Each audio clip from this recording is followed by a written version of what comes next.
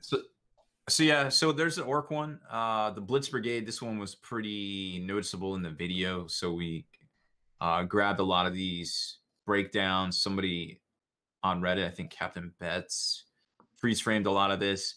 Blitz Brigade, the unlock cost, we can't really tell. It's between 1 and 3 CPs. And it's gonna change or add the Blitz Brigade keyword to war bikes, battle wagons, bone crushers, and other variants. And the warlord trait, if your warlord is embarked on a Blitz Brigade transport, add 1 inches to that transport's move characteristic. And while your warlord is embarked on it, the transport gains the Here We Go ability additionally.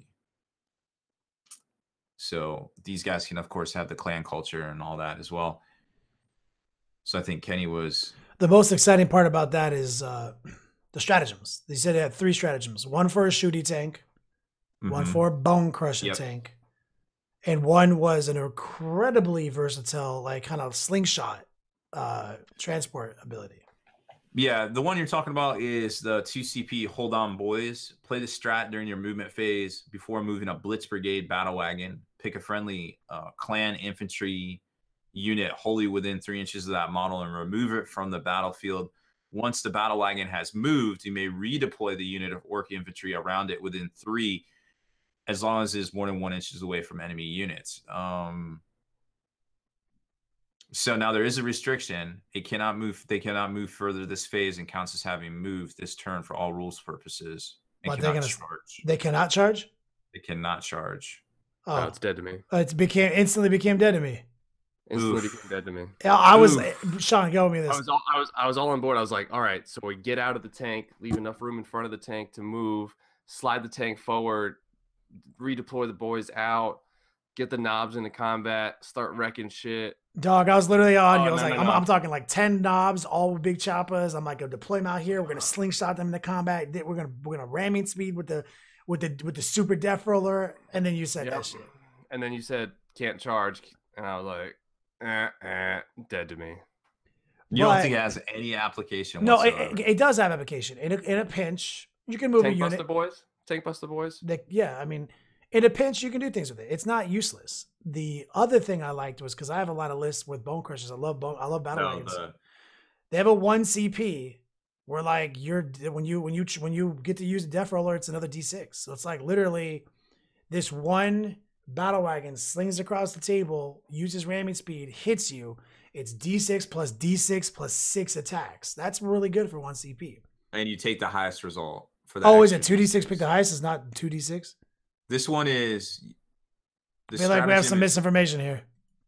I think Robbie B didn't read all the sentences before.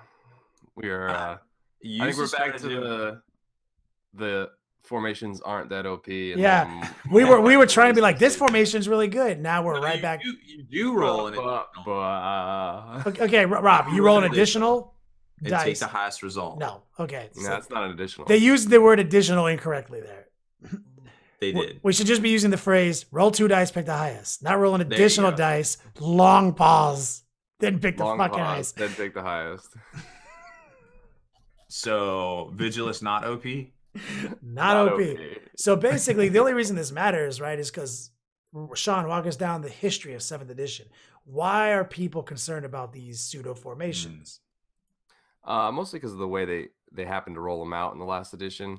There would be like they would release like 10 or 12 for each army at a time. One would be clearly heads and shoulders more powerful than the rest, and then they'd be sprinkled across 10 books. Once a month we'd get a book, and it'd be like, oh, did my army get a formation in this book? No. Okay, what army did? And you'd forget. Like Tau, I think, had formations spread across 4 or 5 different books at one point, and in the end only like 2 or 3 of them were really powerful, and those ended up getting spammed because you'd get Riptides that would shoot twice every turn or twice once per game, which tended to be enough to table your whole army. Yeah, they would shoot you on turn 1 IRL. Then you'd move, and then they'd shoot you again. It'd be literally 3 turns of shooting.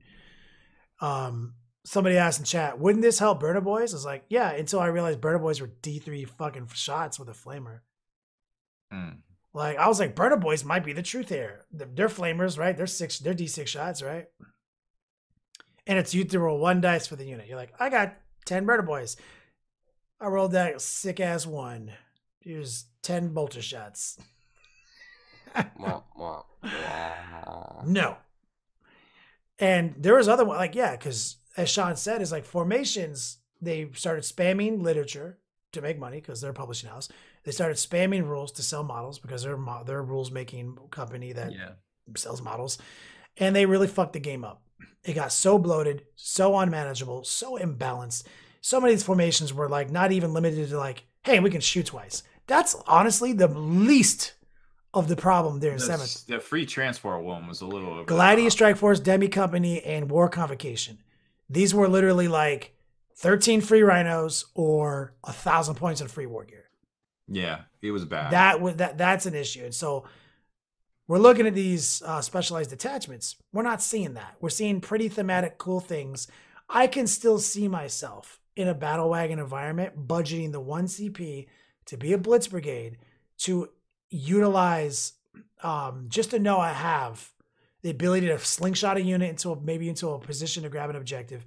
Maybe I know I have to kill this unit and I can't roll less than a 4, and maybe I pay that CP just to know I fucked this shit up. Like I can see that. It's a cool bonus. Definitely not going to replace any of the way we're playing the game right now. You know, even the other one, the Spirit Host, is that what it's called? The Wraith with the Wraith construction? Wind Rider. Oh yeah, Spirit Host. Spirit Host one is basically literally you're talking about a stratagem that gives you an extra attack on a Wraith Guard squad.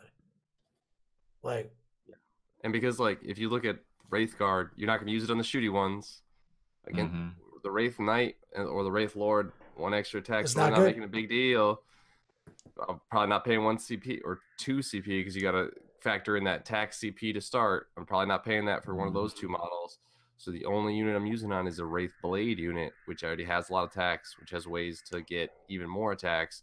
So if I'm already using that unit, then yeah, maybe I'm paying that 1 CP to give them the off chance to be a little better. Because they have some secret tech in there where they can use the one-time relic from the Eldar Codex to double their attacks. So every time you're stacking those attacks, then it's really 2. So that's the only time it's worth it. And if you're not using that unit, you're not doing Wraith Host. There's no point. So I like them. This seems to be the formations that we should have had, where it's a thematic boost to an army played by an individual that has love for certain types of units.